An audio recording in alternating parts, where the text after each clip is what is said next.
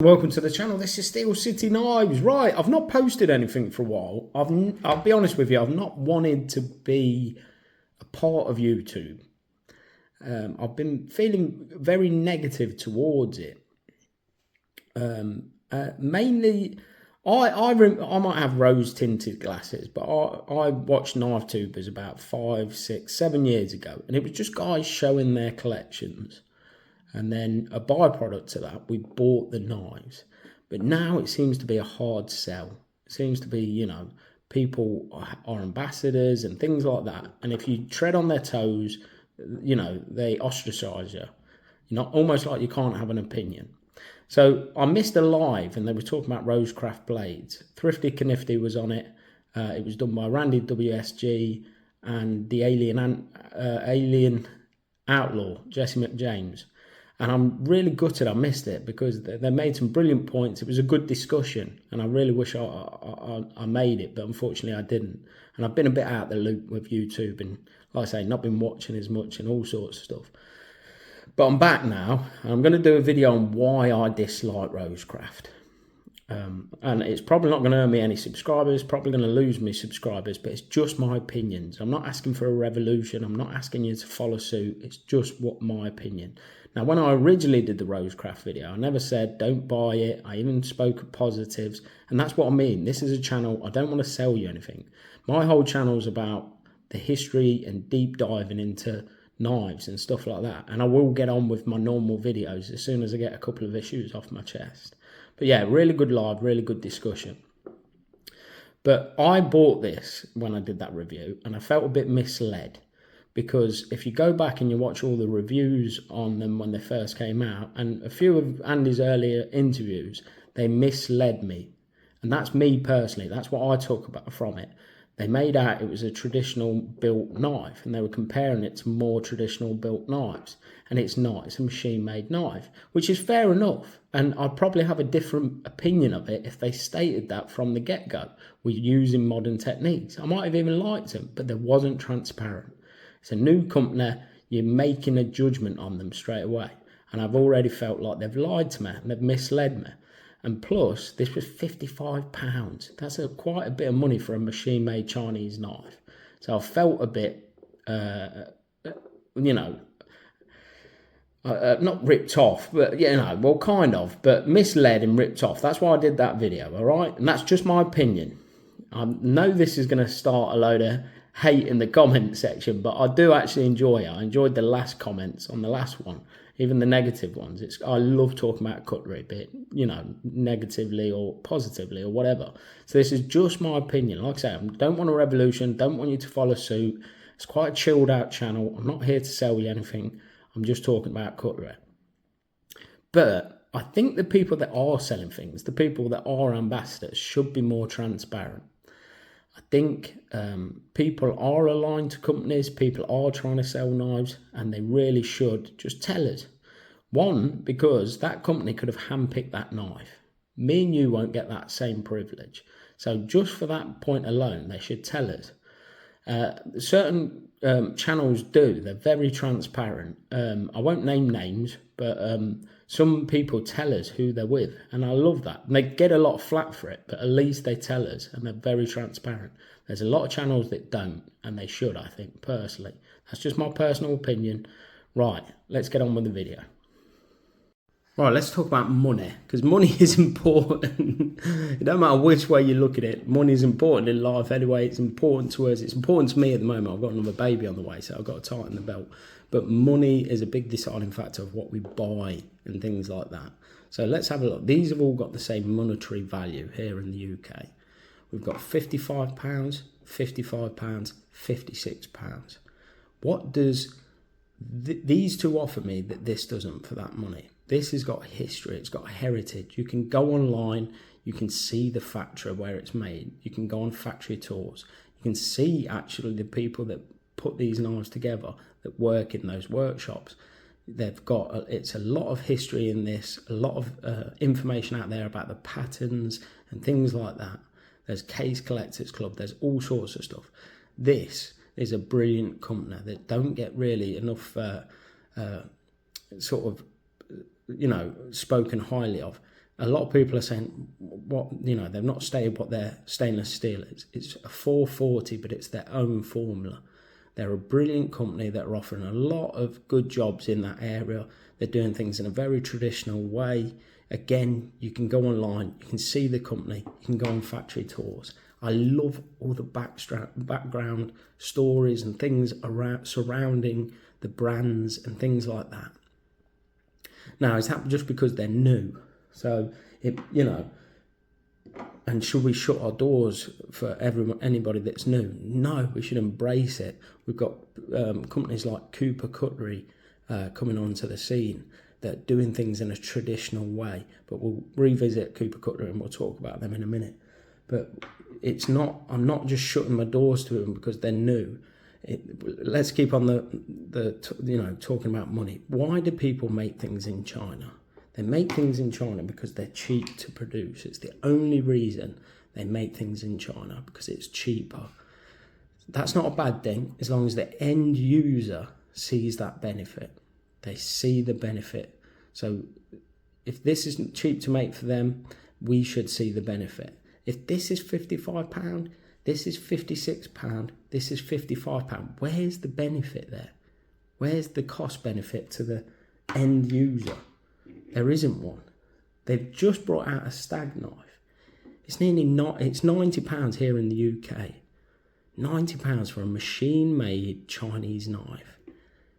I never thought I'd see the day that this is the cheaper option. This is a Zoologen-made stag knife. Look at it. It's absolutely beautiful. And it's £72. Is it perfect? Would the fit and finish stack up against that? Probably not. There's a tiny little gap there. Am I going to lose any sleep over it? No. Other than that, it's pretty much perfect. Straight down the middle, blade centering. It is absolutely beautiful. And this is the cheaper option. I never thought I'd see that day. I'd never see that day where the Zoologen-made knife is cheaper than a Chinese-made, machine-made knife. Something's wrong. Something is wrong out there. So all they're offering is that fit and finish. They'll say the fit and finish is brilliant. I'm not that hung up on fit and finish. Like I say, that little gap there, is that going to keep me up at night? Am I going to get this out of my pocket and that keep me up at night and that be an issue? No, it really isn't. And that's their angle. That's their angle they're going on. The fit and finish. The fit and finish. The fit and finish is like that because they've machined it. That's the only reason the fit and finish is so good, because they've machined it. They've got rid of those hand processes. Now, it don't matter which way you try and swing it. A machine-made knife will always be cheaper than anything that has hand processes done by skilled people. Don't matter which way you try and sell it, it will always be cheaper. So why are they as much as these? I just do not understand it. I don't understand the direction we're going with cutlery. I really don't. So this is the biggest thing that's happened in my era of collecting knives, I think, personally. And why do I have such an issue with it? So, and you're all probably going to jump on me. I'm probably going to lose subscribers, but I want to make it clear where I stand on this. Because like I say, I think this is a big turning point in cutlery in general. I just said it previously, I like handmade knives. I like the handmade process of it. I think that's worth preserving and holding on to. Andy Armstrong doesn't. He said on his last interview, why wouldn't you use modern processes to make a fantastic knife? That's fair enough. And, there's two camps. If that's what you like, and that seems to be what people want, because they're selling like crazy, and it's a good functional knife. Even in my first Rosecraft video, I never said don't go out and buy them. I even said positives, and I'm not going to say that here. Buy what you like. But me personally, I like handmade knives. I like the tradition side of it. I'll put some pictures up now. I like all the history. I like the heritage. I like the background stories to cutlery.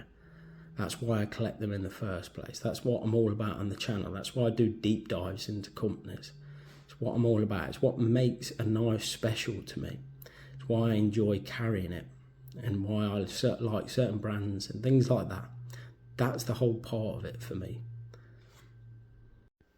A lot of the Rosecraft people are saying there's enough room on the market for everybody to succeed.